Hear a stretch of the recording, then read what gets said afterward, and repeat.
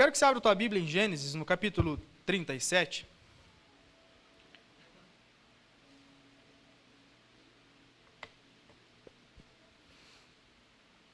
Versículo 1.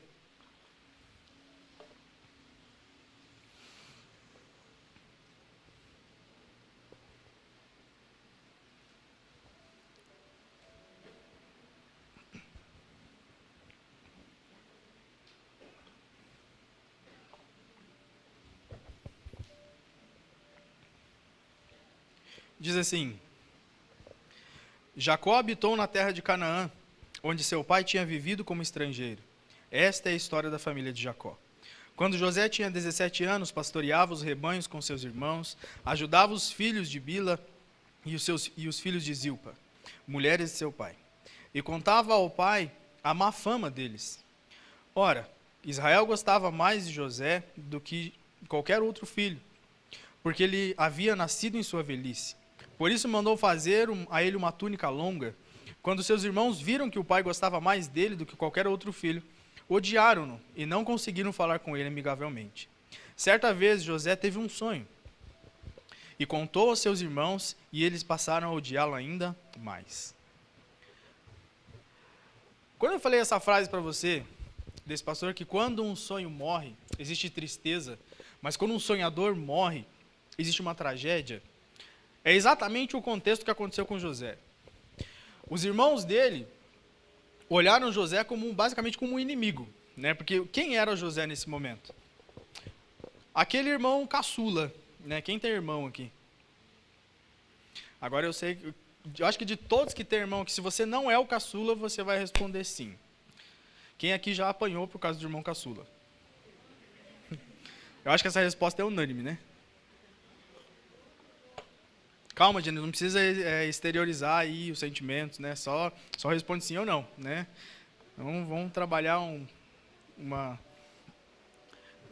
uma área sentimental aí, porque eu tô vendo que tem umas coisas guardadas aí, né? Mas o que é o irmão caçula? É o irmão que o pai e a mãe já tá mais tranquilo, já não tá mais tão enérgico, às vezes já tem neto, daí já tá mais frouxinho e tal, já tá mais suave, mais tranquilo. E essa era a vida de José. José era aquele menino assim que era dengado pelo pai, porque a túnica que ele usava era uma túnica que só os bambambam usavam. Era só as classes mais reais que usavam.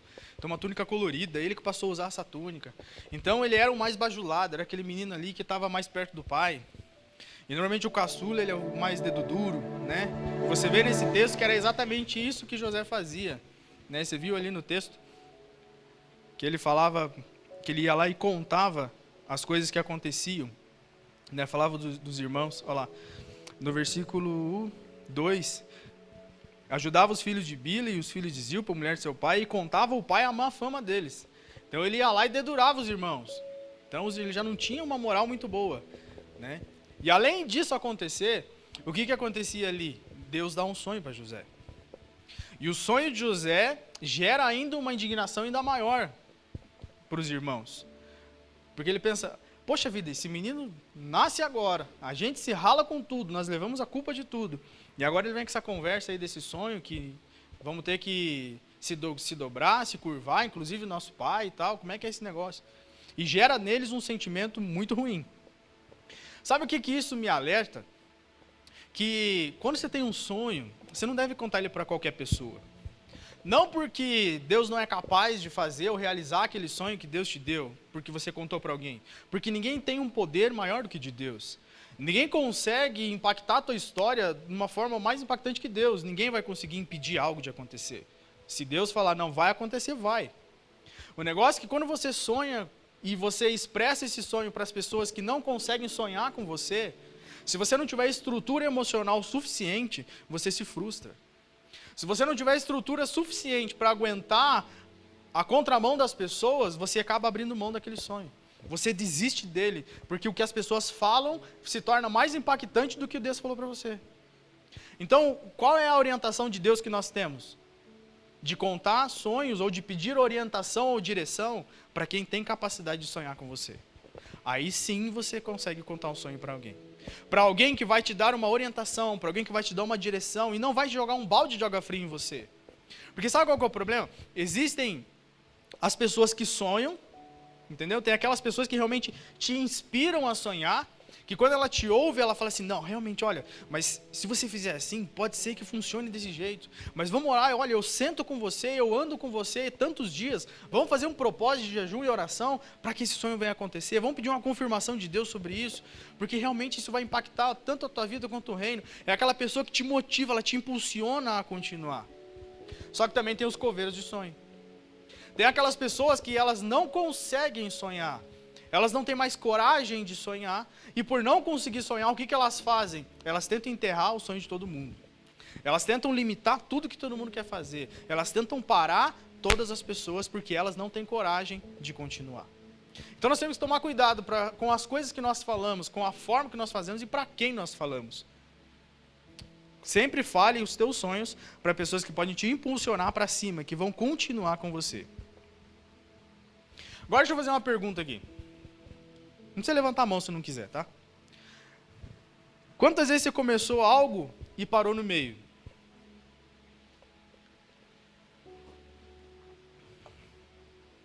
Quantas vezes você iniciou um projeto e deixou ele para trás? Quantas vezes você disse que ia chegar lá, mas parou na metade? Quantas vezes você fez isso? Responde para você, quantas vezes você fez isso? Eu perdi a conta de quantas vezes eu fiz isso. Né? Tem coisa ainda para terminar. Mas isso mostra que você é natural. Isso mostra que você é um ser humano. Isso mostra que eu e você somos dependentes de Deus. Isso prova que o que Jesus faz quando ele ressuscita e ele fala para os discípulos, olha, não vou deixar vocês sozinhos que vocês não dão conta do recado. Então deixarei alguém chamado Espírito Santo para ajudar vocês justamente nessas áreas que vocês não conseguem.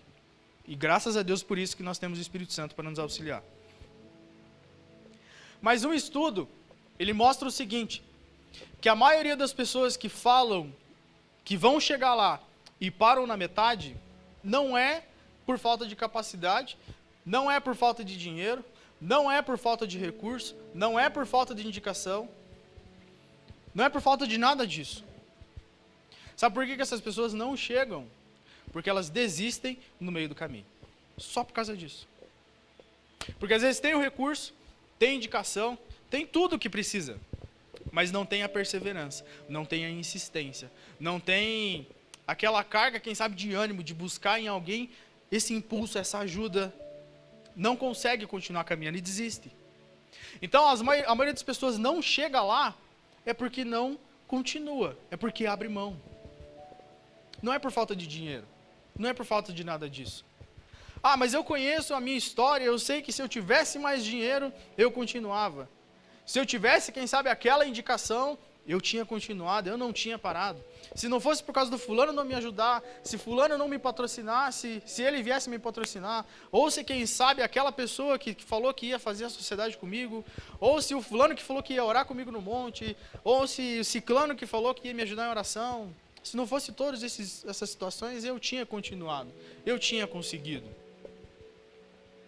Mas o segredo é, ou a resposta é, as pessoas não chegam porque desistem, só por causa disso. Salomão, ontem o presbítero Cleverson pregou sobre Salomão, e eu lembrei de algo que Salomão falou, que ele fala o seguinte, é melhor o fim do que o começo. É melhor o fim de todas as coisas do que o começo.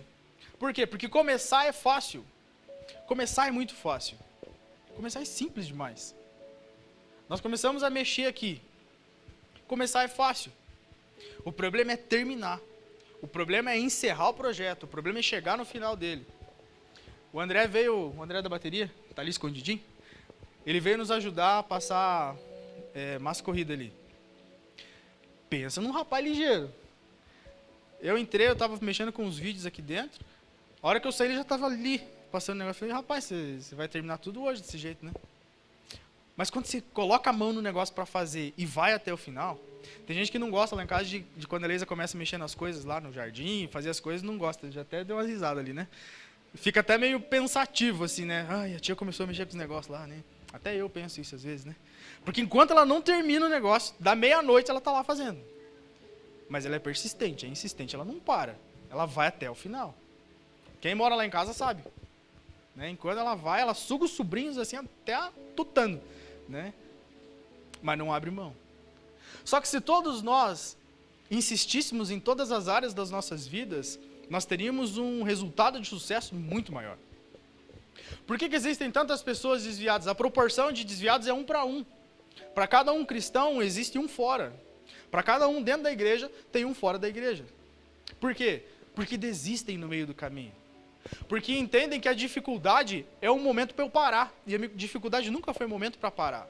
Dificuldade nunca foi um ponto crucial, ou quem sabe um alerta, um indicativo para que você pare. Pelo contrário.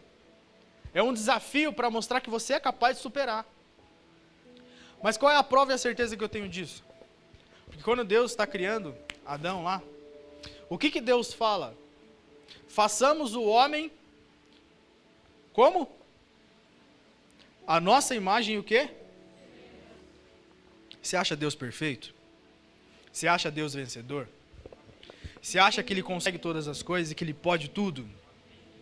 E você acha que Ele te fez igual a Ele? E por que nós paramos e desistimos?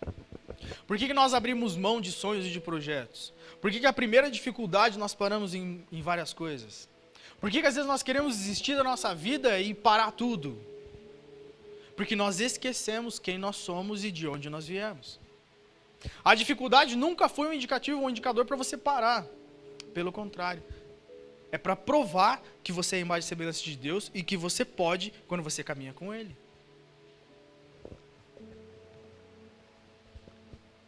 Quando a gente fala sobre essa questão de que arrumamos essas desculpas para poder parar, isso é algo do ser humano, de terceirizar a culpa. Nós temos isso naturalmente. Naturalmente. Eu não consegui porque fulano não me ajudou. Eu não consegui porque ciclano fez isso para mim. Eu nunca trago isso para mim. Eu nunca trago a responsabilidade para a minha vida. E aí é muito mais fácil falar assim, Deus não quis que acontecesse. Eu não alcancei porque Deus não era da vontade de Deus. Eu não consegui porque Deus não quis assim. É muito mais fácil eu jogar a culpa nas costas de Deus. E eu te provo.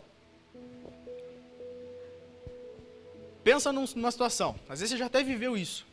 Essa situação já aconteceu com você, quem sabe. Você chega e está gostando de alguém. Né? Quando você era solteiro. E às vezes até o solteiro já aprende isso aí que não funciona, tá? Você está gostando de alguém, mas daí você fala assim, pastor ou pastora, estou gostando de fulano ou da fulana. O que você acha? Porque acha que pastor é mãe de Ná, é vidente, alguma coisa assim, né? Já vem perguntar, pastor, o que você acha? Aí você começa a perguntar, vamos analisar, né? Primeiro, você tem idade para isso? Começa por aí, né? Beleza, tem idade? Tem. Você tem um trabalho, no caso dos meninos aí, né? Você tem um trabalho para levar essa menina pelo menos tomar um sorvete? Tá, tem, beleza. Você é crente? Sou. E cristão? Também. E ela é cristã? É também. Beleza, começamos a trabalhar e ver algumas coisas parecidas aí. Vamos analisar. E aí, você sabe se os sonhos batem, as ideias bate assim? Bate. Você gosta? Gosta. Falei, o que você quer saber de mim se você já sabe a resposta? Mas sabe por que isso acontece? Porque se der errado, o que ele vai falar? Eu fiz a escolha errada? O que ele vai falar? A culpa de quem? O pastor se lasca daí, né? Pastor, o senhor falou que podia casar. Aí, ó, o que deu, ó. É a mesma coisa em investimento financeiro. As pessoas chegam para você e perguntam, daí, o que vai acontecer? Não sei se você já assistiu algum vídeo nesses últimos dias de aporte financeiro. Você vai ver, no começo de todos os vídeos, existe uma frase em todos eles. Eles falam assim, isso não é uma indicação de investimento, é somente uma análise de possibilidades que você pode ou não fazer, a responsabilidade é sua. Por que já aconteceu? O cara vai lá, faz todo o detalhamento de uma ação, por exemplo. E aí quando chega no final do vídeo, alguém assistiu, fez o que o cara falou, e aí deu errado. E aí o que ele fez? Entrou com um processo contra o cara porque o cara mandou ele fazer. Por quê? Porque é ser humano. Porque o ser humano tem a capacidade e a não hombridade e a falta de caráter de não assumir a sua responsabilidade. E aí é muito mais fácil eu desistir, colocar a culpa em outro, do que persistir, insistir e ver uma outra forma. Isso é um ser humano. Isso é um ser humano sem Deus. Porque quando nós temos Deus, nós vamos buscar em Deus todas as opções. Deus, abre a minha visão, abre o meu entendimento para que eu consiga ver as possibilidades, para que eu consiga enxergar qual é o plano e o propósito que o Senhor tem através da minha história, para eu saber se as escolhas que eu vou fazer vão me parar, vão dificultar ou vão facilitar a minha caminhada. José erra nessa parte. Porque em vez de, quem sabe, erra entre aspas, né? Porque tudo, na verdade, cooperou para o bem. Mas é como eu digo, tudo coopera, porque a palavra diz, tudo coopera para o bem daqueles que amam a Deus e são chamados segundo o seu propósito. José pode até ter falado para quem não devia falar, mas ele nunca desistiu de Deus. Ele nunca saiu da presença de Deus. Ele caminhava com Deus. E você nunca vê na história registrado que José reclamou. Você nunca vai ver. Você pode ler de ponta a ponta, do jeito que você quiser, no original, onde você quiser ver. Você nunca vai ver José reclamando. Você nunca vai ver José murmurando. Pelo contrário, o que ele fazia? Ele cada vez mais se achegava a Deus. E isso fazia com que as coisas cooperassem para ele. Mas qual o problema natural do ser humano? É de ver uma dificuldade, bater de frente com ela, colocar a culpa em Deus um em outro e desistir. Primeiro de Deus. Primeiro de Deus. Quantas pessoas que a gente confronta, que nós confrontamos na igreja, confrontamos às vezes amigos, discípulos e tantas outras pessoas que passaram pela nossa história. E a primeira coisa que a pessoa faz é chutar o balde. Como se Deus fosse culpado. Como se o que Jesus fez na cruz não tivesse valido a pena. Porque eu faço uma escolha errada. Eu trilho um caminho errado. As coisas dão errado. E o culpado é Deus. Sendo que o culpado sou eu. Porque eu escolhi, porque eu não cuidei, porque eu não vigiei. E aí o culpado é Deus. Ah, mas eu sei que a culpa não é de Deus. Tá, e você está onde? Você está fora da igreja. Por que você está fora da igreja se a culpa não é de Deus? Eu só paro de ir na casa de alguém se eu entendo que aquele alguém está fazendo mal para mim. Aí eu não vou mais lá. Porque eu não vou ficar num ambiente a qual me traz prejuízo, a qual me traz dor, a qual me traz tristeza. Não, pelo contrário, eu vou tentar me afastar o máximo possível. Mas Deus nunca fez nada para prejudicar ninguém. Nós fazemos. É a síndrome de Adão e Eva. Pecou, em vez de chegar e falar com Deus, Deus, eu errei, como Davi fazia. Qual é o primeiro conceito? Se esconder, se afastar e fazer tudo errado. Simplesmente jogar as coisas para o alto. Então nós temos que ser indesistíveis.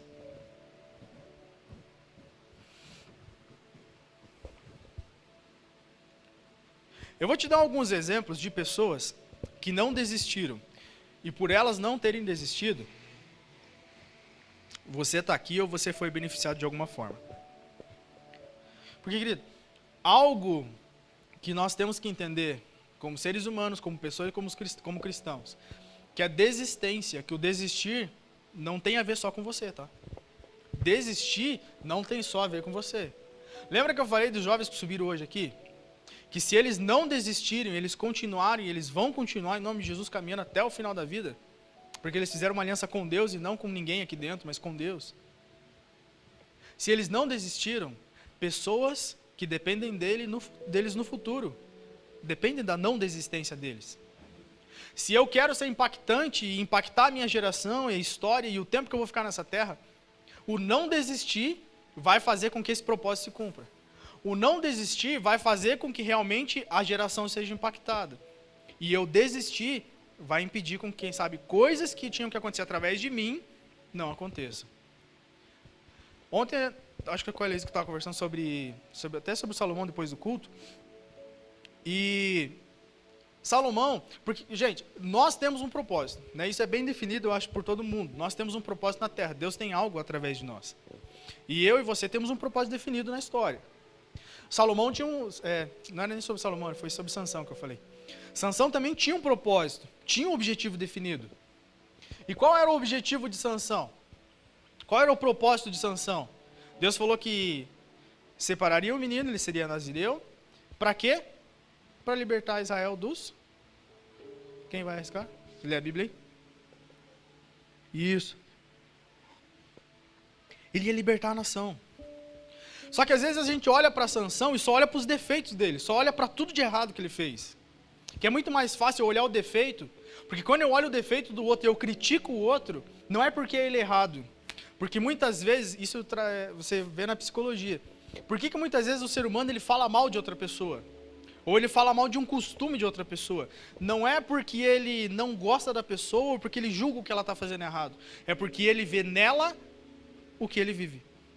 E aí, quando ele vê tudo aquilo acontecendo, quando ele vê tudo aquilo que aquela pessoa expressa, ele se impacta diretamente com a realidade dele. Mas como o ser humano não consegue assumir essa autorresponsabilidade, o que ele faz? Ele fala mal do outro. Mas naturalmente o problema está nele. E o que a gente faz com Sansão e com outras pessoas da história? A gente olha, não, Sansão foi separado, Deus fez tudo para ele, deu uma oportunidade gigante para ele. E o que ele fazia? Prostituía, fazia só coisa errada, desobedecia todo mundo. Mas ele cumpriu ou não cumpriu o propósito dele? Cumpriu. Ah, mas então você está me dizendo que eu posso fazer tudo errado se eu cumprir o propósito? Não. Porque Deus nos chamou para ser o quê? Obedientes. Porque Deus nos chamou para fazer o quê? Viver em santidade. Viver buscando fazer o melhor para agradar a Deus. Só que o que acontece com Sansão no final? Ele tem uma oportunidade de se arrepender, que muitas vezes não dá tempo para muitas pessoas. Ontem até o presbítero Cleverson comentou sobre alguns conhecidos, amigos, colegas que ele teve no passado, que não deu tempo de ter arrependimento.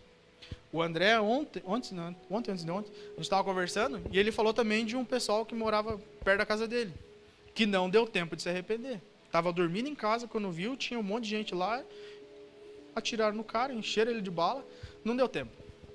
Tem pessoas que brincam com Deus. Tem pessoas que acham assim, não, eu tenho 18 anos. Quantos anos aquele menino tinha, André, você sabe?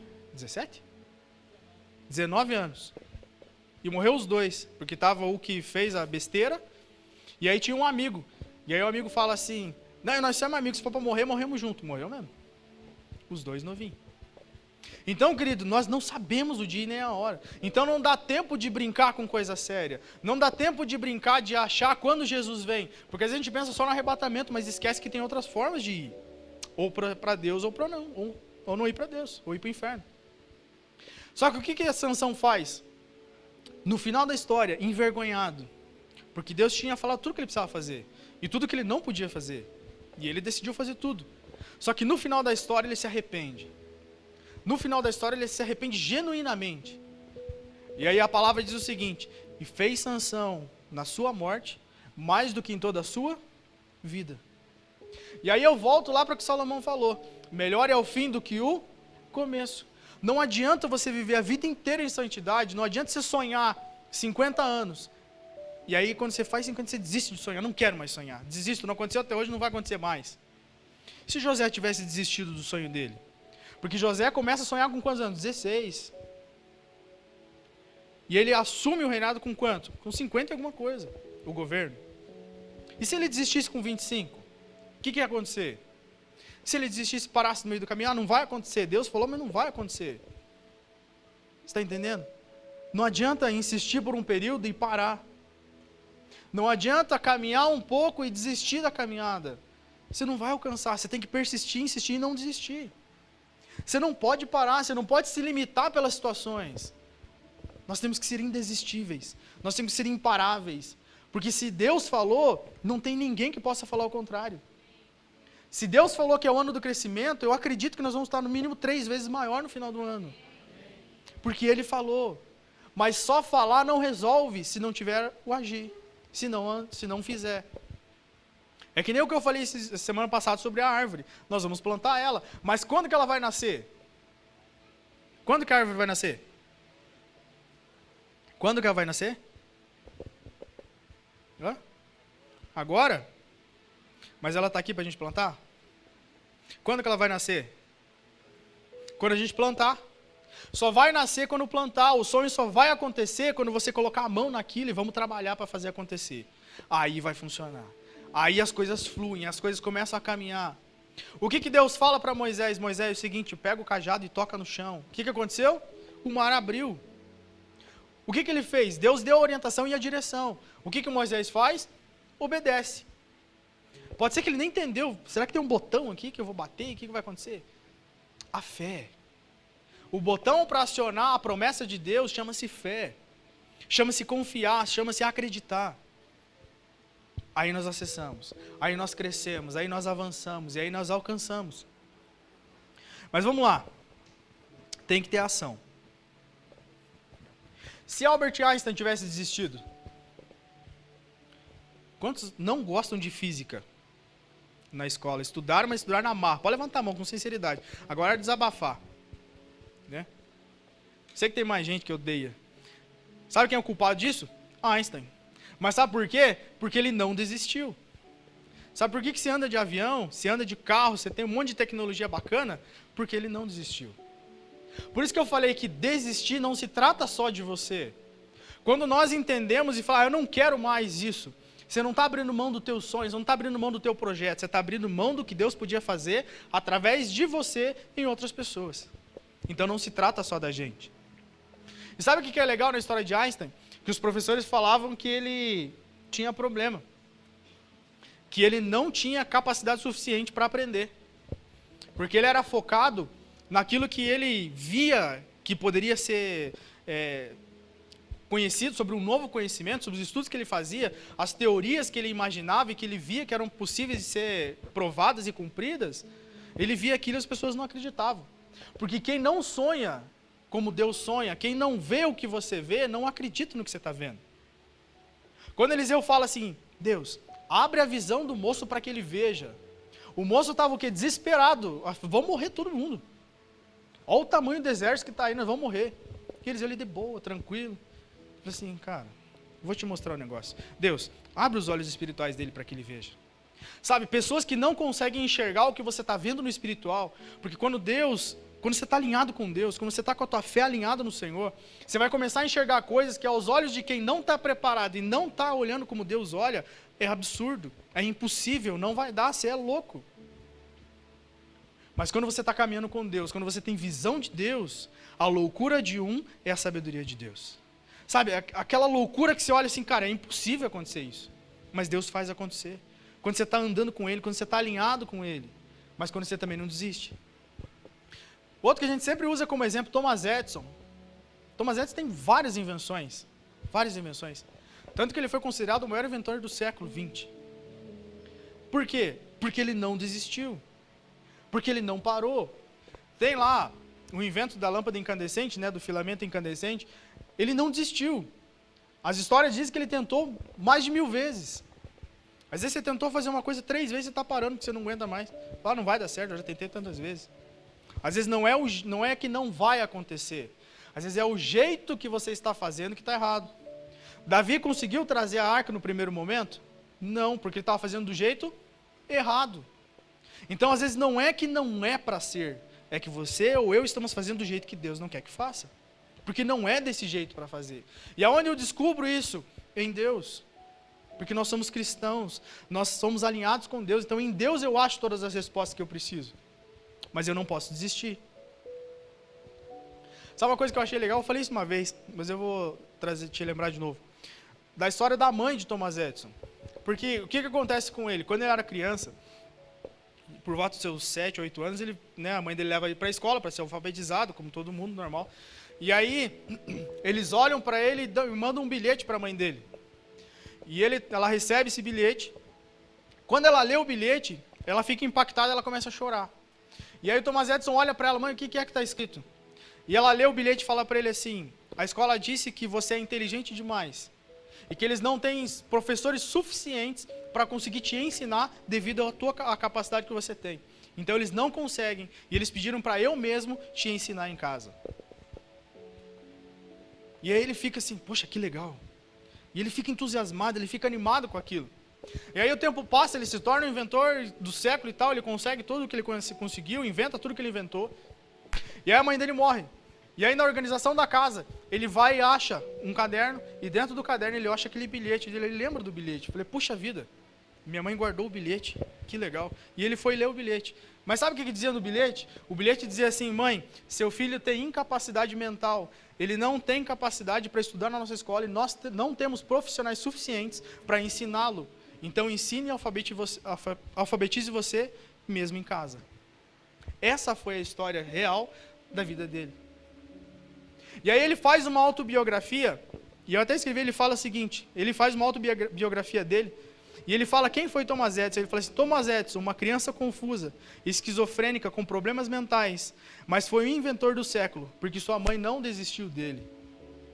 Porque ela não desistiu, ele foi o inventor do século. Se você não desistir, pessoas vão impactar a geração através de você. Se você não parar, pessoas que, quem sabe, estão uma esperança, uma resposta de Deus, e você pode ser essa resposta.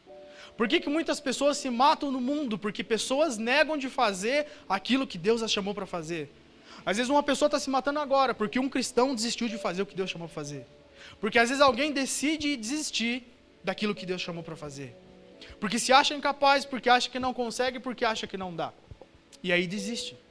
Então desistir não trata só a respeito de você. Desistir não fala só sobre mim. Desistir fala sobre as pessoas que estão ao meu redor.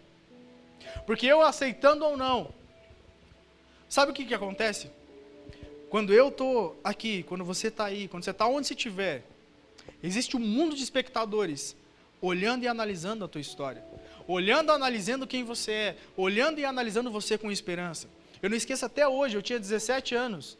E eu estava com o Laércio. Alguns conhecem antigamente, ele não mora mais em Curitiba. Mas ele, dentro do carro, aquele dia eu chorei. Porque um cara, na época, acho que ele tinha uns 40, 45 anos. Ele olhou para mim e falou assim: eu admiro você e tenho você como espelho. E começou a chorar no carro. Aí eu não aguentei, eu comecei a chorar. Porque eu me conhecia. Eu falei: Deus, eu sou tão fraco, tão limitado. Como é que um senhor de 40 anos olha para mim e me vê como um exemplo? Ele olha para mim e vê alguém a quem ele se pode espelhar, a quem ele pode acreditar. E eu sabia das minhas limitações. Mas só eu sabia das minhas. Mas ele não olhava para os meus defeitos, ele olhava para aquilo que eu fazia de bom. Assim como o que as pessoas fazem é olhar para você.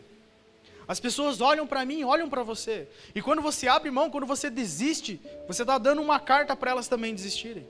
Para elas também não conseguirem, para elas também pararem e deixarem de fazer. Então, desistir não se trata só de mim e de você. Desistir é muito maior do que a gente pensa. Parar é muito maior. Hebreus 12, no versículo 1 e 2, diz o seguinte: portanto, nós também, pois que estamos rodeados de tão grande nuvem de testemunhas, deixemos todo o embaraço e o pecado que de tão perto nos rodeia, e corramos com paciência a carreira que nos está proposta, olhando para Jesus, o autor e consumador da fé, o qual, pelo gozo que lhe estava proposto, suportou a cruz, desprezando a afronta, e assentou-se à destra do trono de Deus. Querido, desistir não é opção. Desistir nunca foi uma opção. Jesus foi um grande exemplo disso, que desistir não é uma opção. Quando você assume um compromisso com Deus, quando nós realmente acreditamos em Deus, em Jesus, no que Ele fez na cruz, desistir não é opção. Porque tudo que Jesus fez, Ele fez como um homem. Ele era Deus, sim. Mas a palavra diz que Ele se esvaziou-se de toda a sua glória e assumiu sua posição na terra. E tudo que Ele fez, Ele falou assim: olha, tudo que eu fiz, vocês também vão poder fazer. Tudo que eu experimentei, que eu fiz, que vocês viram eu fazer, vocês vão poder fazer ainda coisas maiores. Então não se trata da capacidade que eu e você temos e nem da experiência que nós temos. Se trata do que Deus pode fazer através da nossa história, através da nossa vida e através da nossa fé. Quem aqui já assistiu o desenho da Walt Disney? Né, o desenho do Mickey e tal, aqueles desenhos lá? E se ele tivesse desistido? Existiria lá o parque da Disneylândia? Mas sabe o que aconteceu com ele? Ele foi mandado embora de uma empresa porque ele não era criativo. Sabia que foi por isso que ele foi mandado embora? E aí, sabe o que acontece? Por ele não desistir, ele cria o maior parque temático do mundo. E por ele não desistir, pessoas foram impactadas. Mas, às vezes, você pode estar pensando, por que eu estou trazendo exemplo de pessoas que não são da Bíblia, pessoas naturais? Para mostrar que se eles conseguiram, você também pode. Querido, eu não sei a história se ele é cristão ou não é. Mas digamos que ele não seja um cristão como você é, assim, entendendo Jesus, entendendo tudo esse contexto. Se sem Jesus for possível eles fazerem todas essas coisas, imagina você com Deus. Imagina você caminhando com Jesus. O que você pode fazer nessa terra? Você já parou para pensar? Se Mandela ou Martin Luther King tivessem desistido, o que seria do direito dos negros? Você já parou para pensar? Luther King ficou preso 27 anos numa cadeia de 1,70 m. 1,70 m quadrados. Ele ficou sentado, basicamente, 27 anos. Aí, quando ele sai da cadeia, sabe o que ele faz? Ele sai de lá e vai direto para a cadeira presidencial. Foi a primeira eleição democrática que ele venceu. Sabe o que aconteceu lá? Ele falou assim, coloca uma cadeira à direita e outra à esquerda. E quando ele faz isso, ele fala assim, ó, mas para que isso? Chamava ele de Mandiba, né? Para que você quer isso, Mandiba? Para vocês colocarem os 2 carcereiros que cuidaram de mim quase todo o tempo. Eles queriam entender o porquê que ele queria fazer aquilo. Para que pela primeira vez eles me vejam como um ser humano. Mas é porque é alguém que não desistiu. E às vezes na primeira dificuldade eu e você abrimos mão de tudo. Ah, porque não deu certo desse jeito, então eu não quero mais fazer. Porque Deus não respondeu do jeito que eu queria, eu não vou mais fazer. E se Anne Frank tivesse desistido? Anne Frank foi uma das mulheres que impactou a história de você, mulher. Se ela tivesse desistido, as mulheres seriam tratadas como coisas, como objetos até hoje. Mas ela lutou pelos direitos das mulheres. E se ela tivesse desistido? Como seria? E agora eu quero falar de alguém muito próximo a você. Que se ela tivesse desistido, nós não estaríamos aqui. E se sua mãe tivesse desistido de você? Você estaria aqui? Se quando ela concebeu, você lá, foi quando você foi gerado. Quem sabe numa noite de festa, quem sabe numa noite de bebedeira, quem sabe num momento inesperado da vida que não tinha programação nem planejamento financeiro. E aí alguém chega para ela e fala assim, ó, aborta, desiste, tira, não vai dar certo, você está vendo que não funciona. Você não tem condições de criar essa criança, como é que você vai fazer? Mas ela não desistiu de você. E você está aí. Sabe? Então, não se trata só de mim ou de você. Se trata do que Deus quer fazer através de você. Porque se Deus nos colocou aqui, Ele não deu a opção de desistir. Ele falou assim, a única direção que eu dou para você é para frente. O que Paulo fala? Prossigo para o alvo. E só olho para lá. Por que Pedro afunda? Porque ele para de olhar para Jesus. Por que as pessoas desistem? Porque elas param de olhar para Jesus. Por que as pessoas separam? Porque elas tiram Jesus do casamento. Por que as pessoas se frustram na empresa? Porque elas param de olhar para quem estava dando direção para elas e começa a dar ouvido para todo quanto é voz, menos para de Deus. E aí desiste porque se frustra. Enquanto eu e você estamos caminhando com Jesus, estamos focados e nítidos no que Ele está falando, não tem como desistir.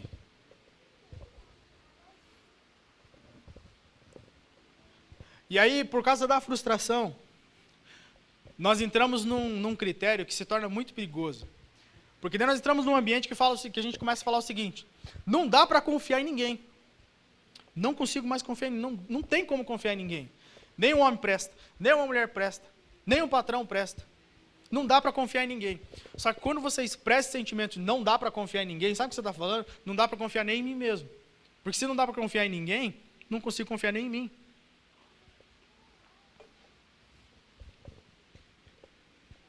Você é uma pessoa confiável? Você é uma pessoa que as pessoas podem acreditar? Você é uma pessoa que as pessoas podem seguir? Que você não vai parar, que você não vai desistir? A ideia dessa palavra hoje é trazer algo que Deus trouxe no meu coração muito forte. Que nós temos que parar de olhar somente para nós. Nós temos que parar de olhar somente para a nossa situação.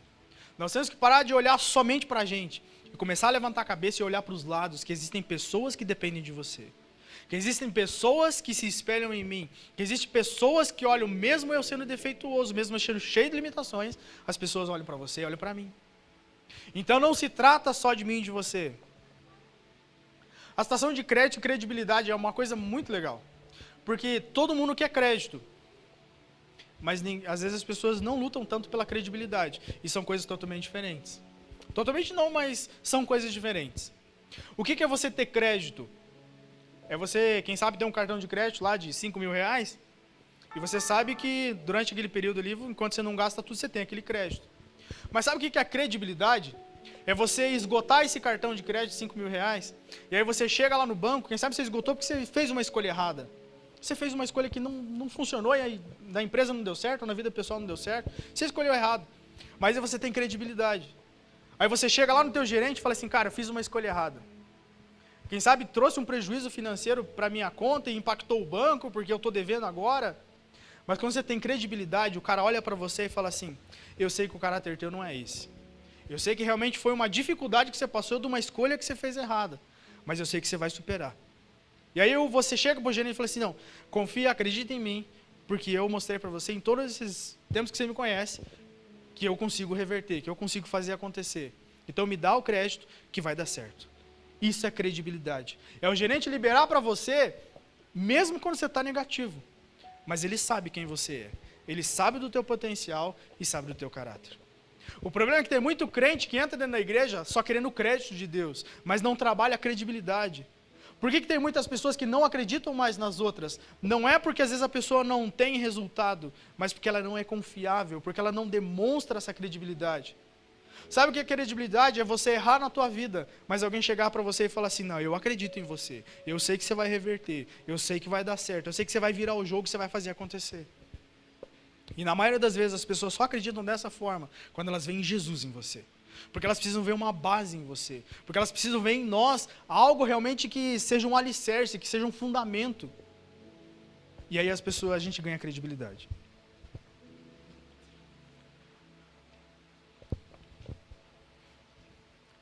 E voltando lá, e se José tivesse desistido? O que teria acontecido? Querido, uma coisa que acontece muito na nossa vida, que muitas pessoas têm iniciativa, poucas pessoas têm continuativa, e raras pessoas têm finalizativa. Vamos inventar essa palavra, né? Vai ficar tudo diferente. Mas são raras as pessoas que terminam. São raras as pessoas que vão chegar lá no final dos dias e o Senhor falar assim, olha, entra para o gozo do teu Senhor, porque foste fiel, porque foste perseverante. Então vem cá, vamos gozar junto dessa eternidade. Porque se trata de não desistir. Se trata de acreditar. Se trata de superar. Porque nós falamos muito em oração. Mas o que é orar? É orar e agir. E o que é superar? Porque quando eu e você passamos dificuldades, o que acontece? Nós temos que superar aquela dificuldade. Mas sabe qual que é a definição de superação? Começa primeiro em acreditar em si mesmo. Quando nós superamos, é porque nós estamos acreditando em nós mesmos. A primeira coisa que tem que acontecer para você superar, para você não desistir, para você ser uma pessoa que realmente vai impactar e vai alcançar, é acreditar em você mesmo. O problema é que a gente acredita em todo mundo, mas não acredita em nós. Não acredita no nosso potencial. Esses dias eu falei que ter fé não é só acreditar que Deus existe. Não é só acreditar que Ele é galardoador, que Ele é um Deus que capacita, que faz. Mas é acreditar que Ele acredita em você. Olha a pessoa do seu lado e fala assim, Deus acredita em você. Agora olha para o outro, para ele não ficar com inveja, fala, Deus acredita em você. Acredite, se você está aqui, Deus acredita em você. Se Ele colocou você na terra, Ele colocou porque Ele acredita em mim, Ele acredita em você. E não se trata do nosso potencial, se trata da nossa confiança e entrega. Superação, de acordo com Aurélio, e a gente já vai orar na sequência, diz assim, se trata de ser superior ou melhor do que, passar mais além do que, obter uma vitória relativamente ou suplantar. Em seu sentido literal significa cultivar uma super ação. É cultivar uma super ação. É você ter uma ação tão impactante que ela vai sobrepor qualquer dificuldade, qualquer limitação. E aí você tem uma ação realmente super, uma reação realmente que vai fazer você alavancar e passar por cima daquela situação. José foi levado e vendido. Primeiro José apanha dos irmãos. Depois ele é levado e vendido. Ele teve motivo para desistir nessa hora ou não teve? Teve ou não teve? Fala com a boca assim, teve. Isso. Foi comprado por Potifar. Começa a dar duro, começa a trabalhar. Sabe o que José mais fez na história dele, que eu vejo e que é muito claro para nós enxergarmos? Ele sempre trabalhou, ele nunca parou. Ele sempre trabalhou, ele sempre deu o melhor dele, ele sempre entregou com amor tudo que ele fazia. E agora responde para você está fazendo com amor tudo que Deus chamou para fazer? Você está fazendo com dedicação tudo aquilo que Deus chamou para fazer? Você está dando o melhor de você para que realmente você possa viver aquilo que Deus chamou você para fazer?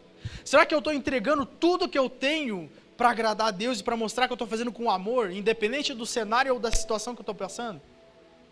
Porque José fazia, José entregava, José se doava em tudo que ele estava fazendo. E se doando e se entregando, dando o melhor dele, ele é acusado falsamente de estupro, injustamente. Só que o que José fala numa frase e que muda todo o cenário? Ele fala assim: eu não posso fazer isso contra o meu Deus. Ele nem fala sobre Potifar, ele fala sobre Deus, que era a autoridade maior sobre a vida dele. E às vezes nós agimos errado, agimos de forma diferente. Pensamos só aqui e esquecemos de Deus. E aí ele vai preso. José é preso. O que ele faz na cadeia? Ele senta, reclama de tudo? Desiste? Não, o que ele faz? Trabalha. Ele pega tudo aquilo que Deus colocou dentro do coração dele, todo o propósito, todos os dons que Deus coloca nele, e ele trabalha, ele coloca ordem. Independente do cenário e da situação. Ele estava preso, motivo algemado, motivo para reclamar e desdenhar de Deus e falar tudo ao contrário. Mas ele não faz isso, ele não desiste. E ele trabalha, ele se empenha e faz. Até que chega um dia que o padeiro e o copeiro perguntam para ele. Perguntam não, né? Falam de um sonho que cada um teve.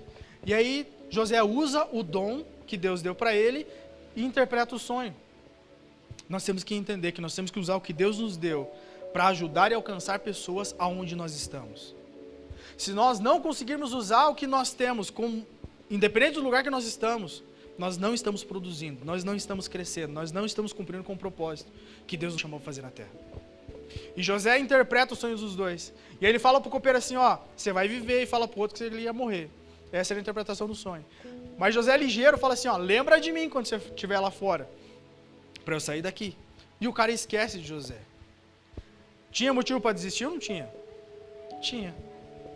Mas não desiste, continua trabalhando, continua fazendo. Aí um dia Faraó tem um sonho, o que acontece? O copeiro lembra, puxa vida, José, não, esqueci de José. E aí ele fala de José. Ó, tem José, ele interpretou um sonho assim, assim, assim, ele pode resolver teu problema. E aí Faraó manda chamar, manda a comitiva, traz José de novo, coloca ele na frente, daí José tem esse sonho e tal, tal, tal, e José, através do dom de Deus, revela o sonho de Faraó. Fala dos dias de fartura, fala do ano de fartura, do ano de fome, explica todo o processo. E aí Faraó fala, e agora, o que eu faço? E aí José é mais que ligeiro, falou assim, você tem que contratar um cara bom, organizado, que trabalha bastante, dedicado para cuidar desse negócio. E aí o que o Faraó fala? Quem melhor do que você para fazer isso? Você está entendendo? Nós temos que dar graça em todas as coisas, e não desistir na primeira dificuldade, e não parar na primeira situação. Porque na hora que nós mais achamos que vai dar tudo errado, que não vai dar certo, é exatamente o momento que Deus preparou para honrar e cumprir aquilo que Ele chamou para fazer. E é exatamente nessa hora que ele é levantado como governador e que tudo se cumpre na história de José.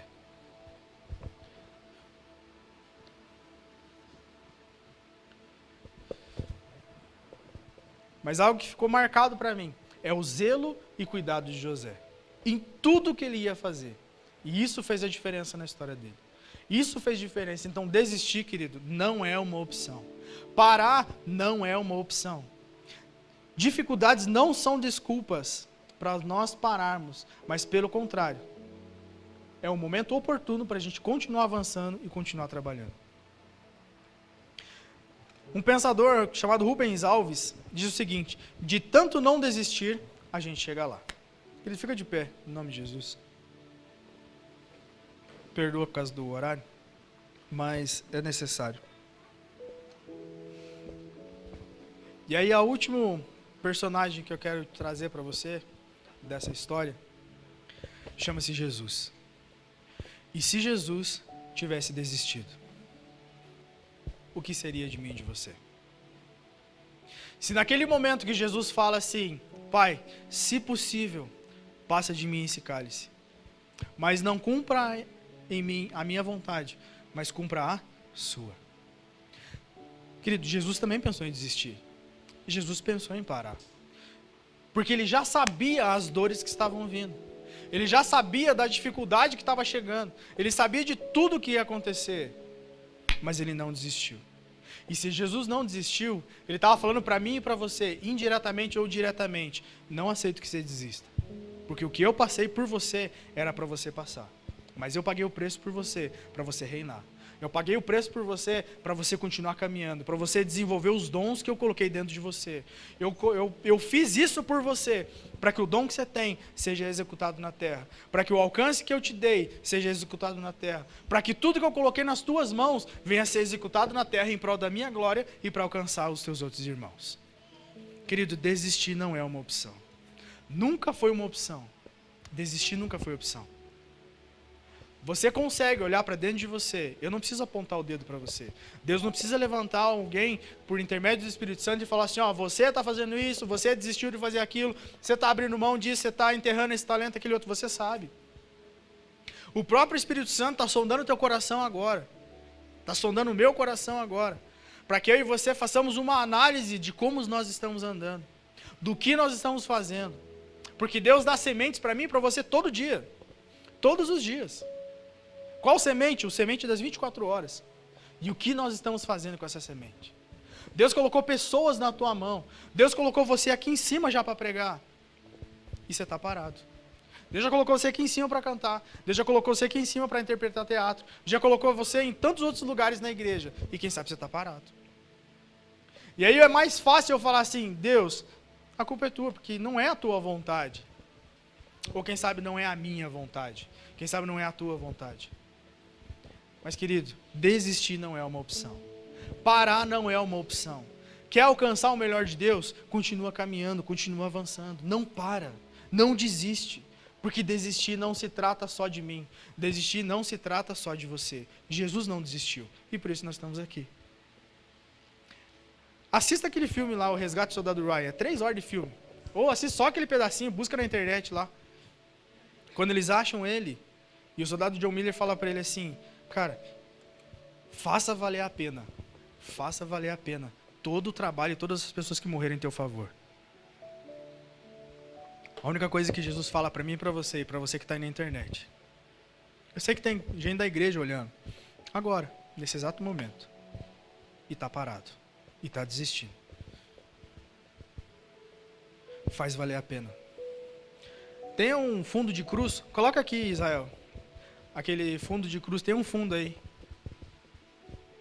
E aí eu quero que você olhe para ela. Porque nós temos que fazer valer a pena. Não se trata de tudo o que aconteceu com você. Se trata do que você vai fazer com o que aconteceu com você. Isso vai mudar a tua história e o destino da tua vida. Isso vai fazer acontecer. É o ano do crescimento, eu confio e acredito sim, piamente. Mas isso só vai acontecer se eu fizer a escolha certa e a atitude correta. Aí vai haver crescimento, vai haver avanço. Você vai prosperar em todas as áreas na tua vida. Coisas vão acontecer na minha história e através da minha. E nós vamos avançar, nós vamos continuar caminhando. Mas nós temos que fazer valer a pena, primeiramente, o que Cristo fez na cruz. Não por causa de carro, não por causa de casa, não por causa de nada material. Porque o material é uma consequência. O material é consequência. Romanos 8,32 diz, se o próprio Deus, que nem o próprio Filho o poupou, mas por amor a nós o entregou, o que Ele não vai fazer também em relação às outras coisas? Vai fazer tudo por você, crente. Porque Ele ama e se importa comigo e com você. Amém?